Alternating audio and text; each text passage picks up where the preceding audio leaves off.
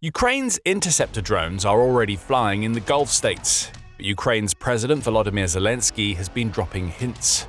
More is coming, and even the US isn't ready for this. Ukraine is gearing up to release something massive in the Strait of Hormuz. Blockade? What blockade?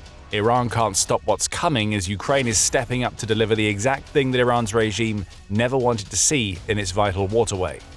Speaking at a security summit on the Strait of Hormuz, Zelenskyy said the words that every Gulf state wanted to hear. Also, if we have our drone deal with Middle Eastern countries, our sea drones are included in it. Therefore, anything can appear. We can join in on defense. We can help with convoys, Zelenskyy told the gathered delegates. In one fell swoop, Zelenskyy established that Ukraine has gone from a country that relied on others to combat Russia's war of aggression to a powerful military nation that is capable of helping others in their time of need. Ukraine has already sent drone experts to the Middle East. Over 200 of its best and brightest are working with the Gulf states to help them figure out how to use interceptor drones to stop Iran's swooping Shahids in their tracks. Those experts are even directly destroying Iran's Shahids, at least if Zelenskyy is to be believed. So what we're seeing here is a step up. The interceptors are already flying. Now the naval drones are coming, and as you'll soon find out, they can do a lot more than take out the vessels that Iran is deploying into the Strait of Hormuz. Zelensky's big hint came during an online security summit that was held in advance of a follow-up summit that the UK is set to host in London. That summit will involve 35 nations and is set to cover how the collective West, seemingly minus the US, is going to move towards securing the Strait of Hormuz in the wake of Operation Epic Fury. The UK's Prime Minister, Sir Keir Starmer, says that this upcoming summit will assess viable diplomatic and political measures we can take to restore freedom of navigation, guarantee the safety of trapped ships and seafarers, and to resume the movement of vital commodities. For Ukraine, this is an opportunity. Zelenskyy has just told us precisely how his country intends to make itself one of the key players in the Gulf region. Ukraine's president also mentioned the decades-long deals with Gulf states, which will be the route through which Ukraine's seaborne drones make it into the Strait of Hormuz. Those straits have felt the impact of Operation Epic Fury and the Strait of Hormuz blockades in their pocketbooks. According to analyst Oguzhan Akiena, daily exports of oil from Iraq, Iran, Saudi Arabia, Kuwait, Bahrain, and the United Arab Emirates or UAE have already dropped from 12.3 million barrels to 7.8 million barrels by the end of March. All told, the AA outlet says, the cost to these nations when combining lost oil and gas revenue with damage done to them by Iran's missiles and Shahid drones could exceed $50 billion by the time the war is over. Those Gulf states need an ally who can help them defend their ships and infrastructure against Iran's drones. Ukraine has stepped up. On April 19th, just a couple of days before Zelenskyy dropped the biggest hint yet that sea drones are on their way to the Gulf, Ukraine officially reached agreements on 10-year defense deals with Qatar, Saudi Arabia, and the UAE. Those deals have been in the works for some time. Now, pen has been put to paper, and Zelenskyy suggests this may be the starting point for something much bigger. We have agreed on 10-year contracts already with 3 key countries, Saudi Arabia, the Emirates, and Qatar. We already have requests from 11 countries, the Middle East and the Gulf, and are also gradually looking toward the Caucasus, Zelenskyy said when announcing the deals. These deals are as important for Ukraine as they are for the Gulf states. As Politico points out, Ukraine has used these deals to secure an oil lifeline following a winter where Russia constantly struck Ukraine's energy grids and infrastructure. Crude oil will be delivered to European refineries to be turned into fuel that will head to Ukraine, Zelenskyy says. In some cases, the Gulf states will be providing diesel directly. Financial assistance and missile interceptors will also be coming Ukraine's way, demonstrating that these deals aren't a case of one-way traffic of Ukraine's drones to the Gulf. Ukraine is being treated as an equal partner, and that means it's getting as good as it gives. We also can't ignore what this latest morsel of information from Zelenskyy means for Ukraine's position with its Western partners. Ukraine's president has smartly told the very people who have spent 4 years helping Ukraine to battle against Russian aggression that it's ready to help. The UK, at the very least, seems keen to see Ukraine's naval drones enter the Strait of Hormuz. Starmer labeled the reopening of the Strait of Hormuz a global responsibility ahead of the virtual conference where Zelenskyy dropped his hint.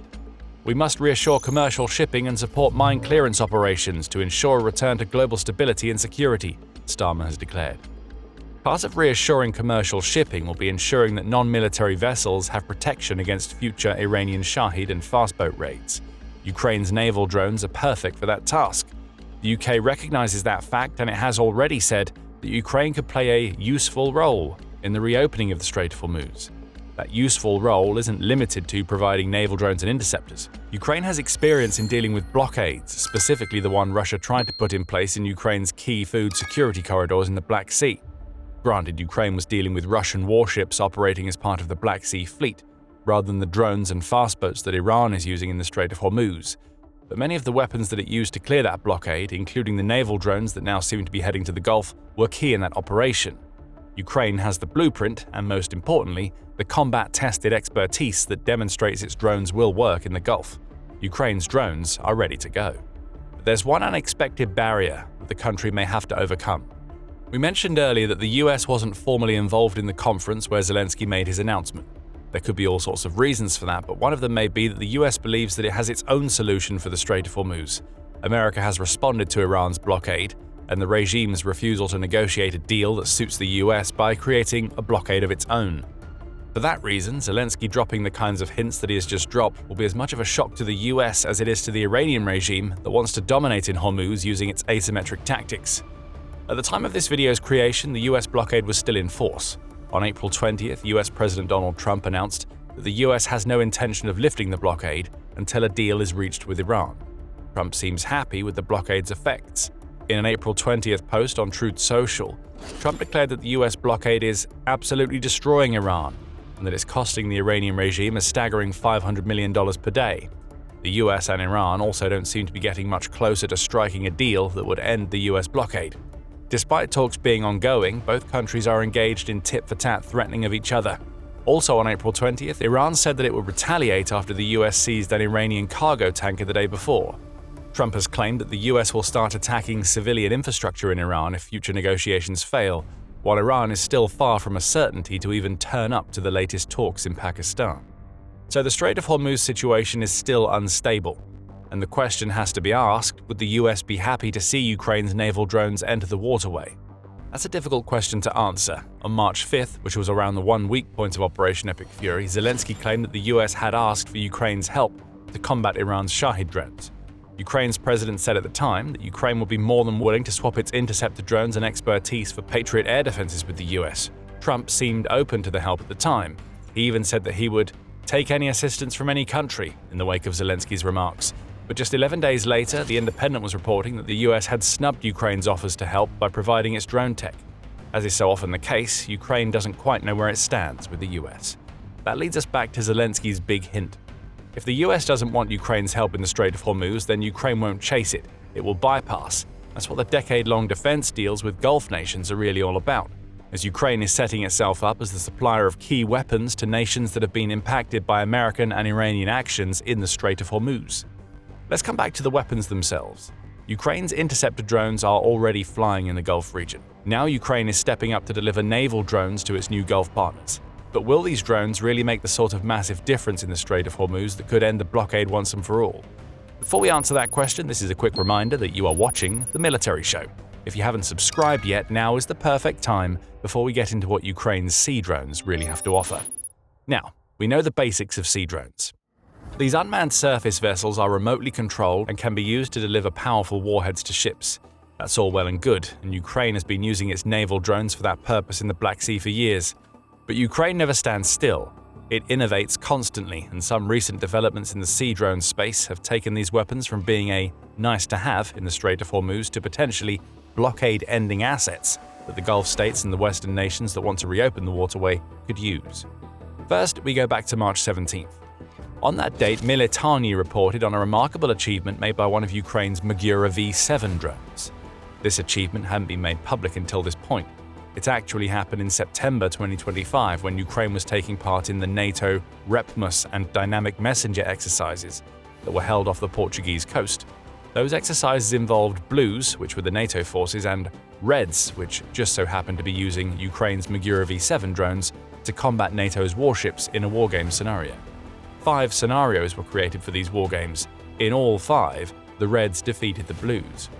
To do so, the Reds used different versions of the Magura V7 naval drone, which were adapted to serve specific purposes in each exercise. One case saw a Magura equipped with reconnaissance gear to help the Reds guide traffic off the coast of Portugal. Another saw Ukraine's drone loaded with a machine gun that it could use to blast away at threats on the water.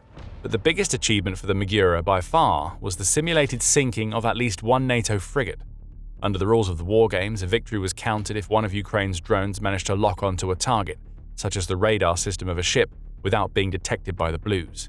The Magura succeeded over and over again.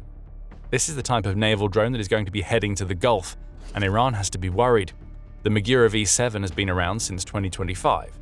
It has a cruising speed of 23 knots, though it can reach a top speed of 39 knots, more than enough for it to be able to engage in chases with Iran's fast boats, if the situation calls for it. The standard version of the drone can stay at sea for a solid 48 hours, and it has a range of 800 nautical miles. Most worryingly for Iran, the Magura V7 can carry a 650 kilogram, or over 1,400 pound payload. We already know that's enough to sink a NATO frigate during war games. For the much smaller boats that Iran is trying to use to dominate the Strait of Hormuz, that kind of explosive power is a death sentence. So the Gulf nations may be getting their hands on a sea drone that can deal with threats presented by Iran's navy. But what about Iran's Shahid drones? Those drones have been flying all over the Strait of Hormuz, targeting commercial vessels and essentially preventing the Gulf states from getting their oil and cargo to other nations. Ukraine has already provided a solution to the Shahids in the form of its interceptor drones. However, those drones are at their best when defending static targets that are on the territory of the nation that is using them. Commercial ships aren't static targets. But this doesn't mean that Ukraine's sea drones can't help to tackle Iran's Shahid threat in the Strait of Hormuz. On April 19th, Military broke the news that Ukraine has used a naval drone carrier to intercept a Russian Shahid-type drone for the first time. What we saw in this operation was Ukraine managing to use one of its naval drones as a mothership for aerial drones, which were launched into the skies from the sea drone itself. Ukraine hasn't revealed which of its naval drones it used for this operation. However, March saw reports that Ukraine had modified some of its Magura drones to make them capable of carrying and launching interceptor drones. That seems like a pretty big clue.